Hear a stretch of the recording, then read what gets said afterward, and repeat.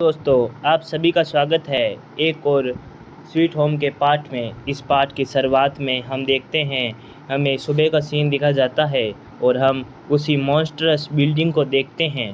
उस बिल्डिंग में जहां अब चारों तरफ मॉन्स्टर है, वहां हमें एक रूम 1210 का सीन दिखाया जाता है। वहां काफ़ी तेज़ी से आवाज़ें आ रही होती है।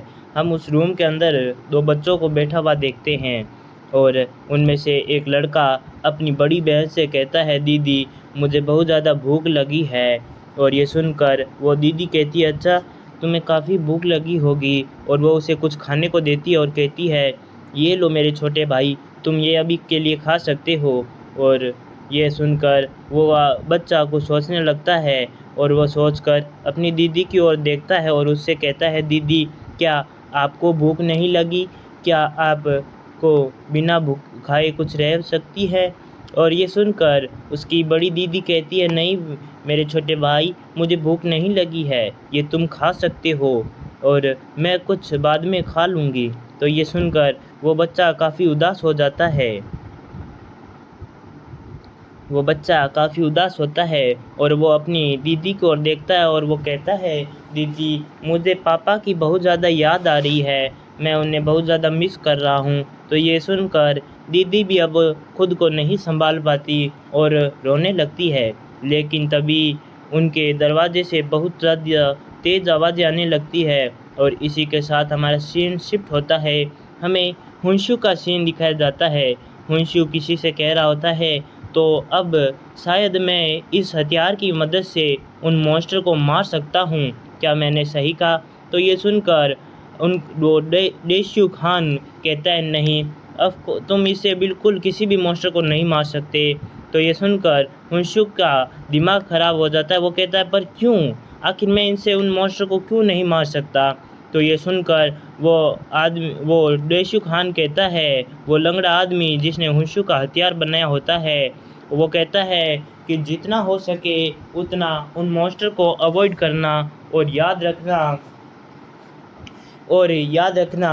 जितना ज़्यादा तुम उनसे दूर रहोगे उतना ज़्यादा तुम्हारे सर्वाइव करने का चांस बढ़ता रहेगा।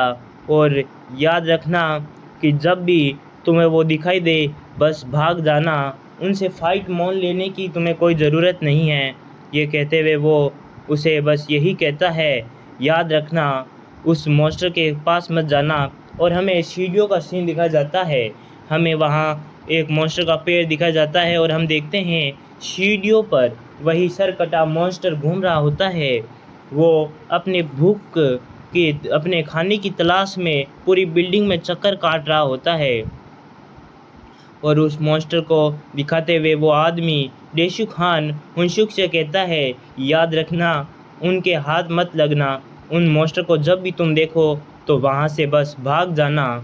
और इसी के साथ हुंशुक कुछ सोचने लगता है और सोचते हुए कहता है, वो कहता है, तो ऐसी बात है, क्यों ना मैं तुम्हारी वो बंदूक ले लूँ और मैं उनकी उसकी मदद से शायद उन मॉन्स्टर को मार पाऊँ।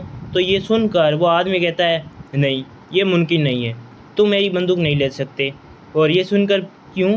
मैं उन तुम्हारी बंदूक क्यों नहीं ले सकता? तो वो अपनी बंदूक को अपनी अलमारी से निकालता है और वो कहता है, वो इसका मैकेनिज़्म समझाता है कि इसमें ये कंप्रेसेशन लगा है जो एयर और गैस को बहुत ज़्यादा कंप्रेस करके उसे बाहर की ओर थ्रो करता है, जिससे ये एक फायर गन की तरह लगती है। पर इतने ज़्यादा कंप्रेशन को ये बंदूक झेल नहीं सकती, जिसकी वजह से ये बस 2 या 3 शूट कर सकती है।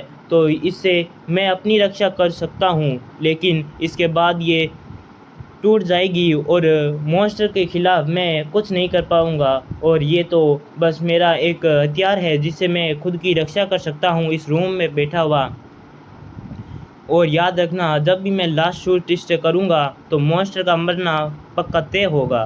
तो ये सुनकर हुंशुकी उसके इतने खौफनाक इरादों को सुनकर काफ़ी ज़्यादा हैरान हो जाता है और वो आदमी उस बंदूक को शूटिंग गन को साइड में रखता है और वो कहता है, वैसे भी ये तो मेरे कंफर्ट के लिए है और इसे बस मैं ही यूज़ कर सकता हूँ और मैं ही इसे यूज़ करने में काफ़ी ज़्यादा कंफर्ट हूँ, तुम शायद इसे यूज़ भी ना कर पाओ। तो ये सुनकर वो हुंशु कहता है, ये सच में ऐसा कुछ नहीं होगा, मैं सच में इसे यूज़ कर सकता हूँ।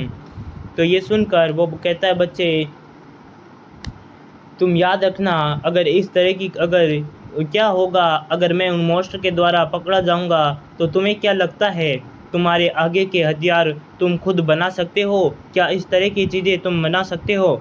तो ये सुनकर हुंशुक थोड़ी देर के लिए खामोश हो जाता है और वो कुछ नहीं कह पाता।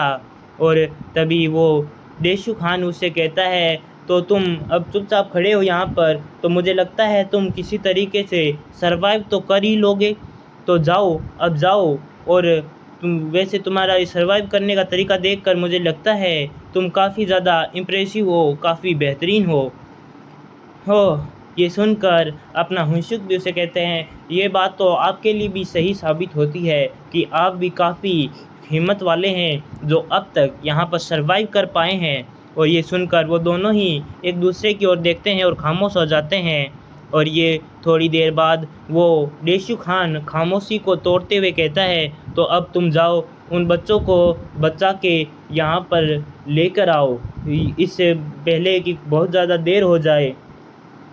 और मेरी एडवाइस याद रखना, तुम उनसे कभी पकड़े मत जाना, मॉन्स्टर दिखते ही बस भाग जाना, उनसे लड़ने की तुम्हें ज़रूरत नहीं है। और हो सके तो इसके बाद तुम मुझे अपने एडवेंचर की कहानी मुझे सुना सकते हो।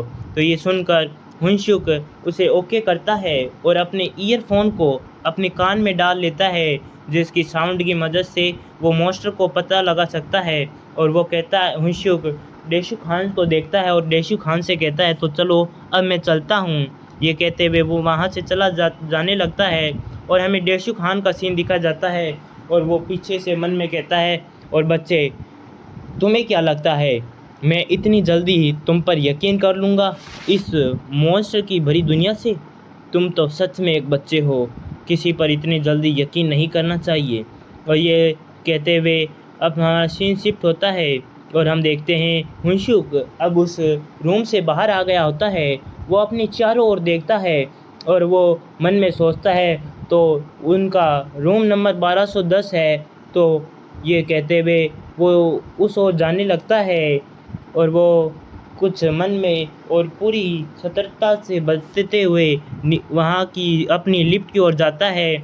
और लिफ्ट के पास पहुंचकर वो जैसे ही लिफ्ट का बटन दबाता है तो वो देखता है, वो कहता है धत तेरी की, तो अब ये लिफ्ट भी काम नहीं कर रही, तो ये काफ़ी ज़्यादा मुश्किल होने वाला है मेरे लिए।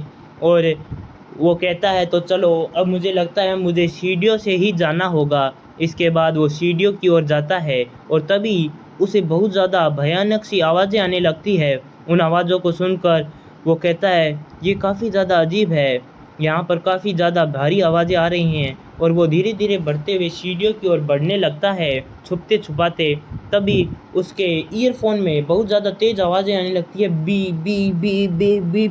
और इन आवाज़ों को सुनकर हुंशुक की आंखें बड़ी हो जाती है, वो पसीने से लथपथ होने लगता है और वो घबराया हुआ, बहुत ज़्यादा घबराया हुआ होता है। और उस ईयरफोन की बी बी बी बी बी की आवाज़ लगातार बढ़ती रहती है और हुंशुक का पसीना बस झरते हुए दिखाया जाता है। हुंशुक के डर के मारे हालत ख़राब होती है और अब वो हुंशुक मन में कहता है तो वो आ रहा है, अब तो वो आ गया अब। और ये कहते हुए वो नीचे बैठ जाता है बहुत ही तेज़ी से और अपने कान से वो ईयरफोन निकालता है और अपनी जेब में डाल लेता है। और वो जेब में डालकर वहाँ पर तैयार होता है उस मॉन्स्टर से फाइट करने के लिए। वो कई देर तक वहाँ बैठा हुआ होता है और उस मॉन्स्टर का इंतज़ार करता है। और वो मन में सोचता है उस देशु खान की बातें, जब उसने कहा था कि जैसे ही मॉन्स्टर को तुम्हें पता चले तो वहाँ से भाग जाओ। और वो अपने मन में ठानता है धत तेरी की, नहीं मैं नहीं भागने वाला, जब तक तो नहीं जब तक मैं उससे कपड़ा ना जाऊं। और ये कहते हुए वो लगातार सीढ़ियों से आने वाले उस मॉन्स्टर की ओर उसका ध्यान होता है, उस डोमेट्री की ओर उसका ध्यान होता है जहाँ से मॉन्स्टर लगातार धीरे धीरे आगे बढ़ रहा होता है। हमें उस मॉन्स्टर का सीन नहीं दिखा जाता है और तभी अचानक वो मॉन्स्टर वहाँ पर आ जाता है। और वो मॉन्स्टर जैसे ही वहाँ आता है वो अपनी सुनने की ताकत से वहाँ कुछ सुनने की कोशिश करता है और वो कुछ सुनकर अपने दांत भींच लेता है। दांत बहुत ज़्यादा कठोर कर लेता है और हमें दिखाया जाता है कि वहाँ पर हुनसुक नहीं होता। हुनसुक वहाँ से पहले ही भग लेता है और वो मॉन्स्टर वहाँ पर बस अपने दांत कर्राता होता है। और जिस डोमेट्री से हुनसुक वहाँ पर आया होता है वो मॉन्स्टर उस डोमेट्री की ओर धीरे धीरे आगे बढ़ने लगता है और उसी ओर जाने लगता है। और हमें दिखा जाता है वो मॉन्स्टर हुनसुक की डोमेट्री की ओर आगे बढ़ रहा होता है और हमें साइड में हल्का सा सीन दिखा जाता है। हुनसुक उस लिफ्ट के दरवाजे को खोला हुआ देखकर उसके अंदर छुपा हुआ होता है।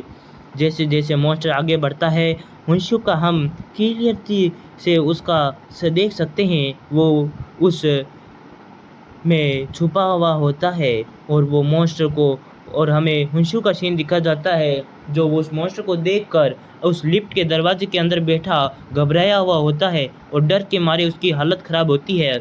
वो मॉन्स्टर उसे आधे से ज़्यादा क्रॉस कर गया होता है लेकिन तभी वो वहीं पर रुक जाता है और उसे रुका हुआ देखकर हुनसुक की फट के हाथ में आ जाती है। उसकी हालत और ज़्यादा ख़राब हो जाती है उसे बस रुका हुआ देखकर। और वो हुनसुक उसे रुका हुआ देखकर कहता है वो आखिर यहाँ पर क्यों रुका है, वो यहाँ से चला क्यों नहीं जाता, मुझे काफ़ी ज़्यादा घबराहट हो रही है, क्या यह मेरा अंत है। और तभी वो मॉन्स्टर कुछ कहने लगता है, नहीं मुझे कुछ दिखाई नहीं दे रहा, मुझे मुझे सच में कुछ दिखाई नहीं दे रहा। और तभी वो अपनी सुनने की ताकत का इस्तेमाल करता है और वो लगातार कह रहा होता है, नहीं मैं अब भी कुछ नहीं सुन पा रहा हूँ, मैं अब भी कुछ भी नहीं सुन पा रहा हूँ। और उसे इस तरह की आवाज़ें निकालते देख हुनसुक की फट के हाथ में आ रही होती है और वो लगातार घबराया हुआ होता है। और हम देखते हैं उस मॉन्स्टर को कुछ तो हुनसुक की हल्की सी सांसों की या ना जाने की ऐसी आवाज़ें आ रही होती है जो वो मॉन्स्टर वहीं पर रुका हुआ होता है और उसे लगातार हुनसुक देख रहा होता है और घबराया हुआ अपने हाथों को अपने डंडे पर लगातार और ज़्यादा कठोरता से खींच रहा होता है। और उसके पसीने की तो बात ही मत कीजिए दोस्तों, लगातार उसका पसीना घबराहट के मारे झर रहा होता है। शायद ये पसीना ही उसके यहाँ फंसने का कारण हो दोस्तों। और तभी वो मॉन्स्टर हुनसुक की ओर वहाँ पर लिफ्ट में बढ़ता और कहता है, तो मैंने तुम्हें ढूंढ लिया हैं, मैंने तुम्हें यहीं पर ढूंढ लिया है, तुम मुझसे कैसे बचोगे अब, क्या तुम मरने के लिए तैयार हो। और दोस्तों इसी के साथ हमारे ये चैप्टर यहीं पर समाप्त होता है और उम्मीद है आज का चैप्टर आपको पसंद आया होगा। कल हम हुनसुक की एक शानदार फाइटिंग देखने वाले हैं इस मॉन्स्टर के साथ। आखिर क्या हुनसुक यहाँ पर मारा जाएगा या फिर हुनसुक अपनी अंदर वाले आदमी की जो उसे लगातार गाइड करता है उसकी कंट्रोल में आकर इस मॉन्स्टर को ही मार देगा। तो इसी के साथ हमारा ये चैप्टर यहीं समाप्त होता है। और दोस्तों आपका बहुत बहुत धन्यवाद इतने दिनों तक मेरा इंतज़ार करने के लिए। मैं जानता हूँ ये पार्ट काफ़ी ज़्यादा छोटा है लेकिन दोस्तों मैं लगातार एपिसोड अपलोड करते रहूँगा और कल कोशिश करूँगा कि एक लॉन्ग वीडियो अपलोड कर सकूँ।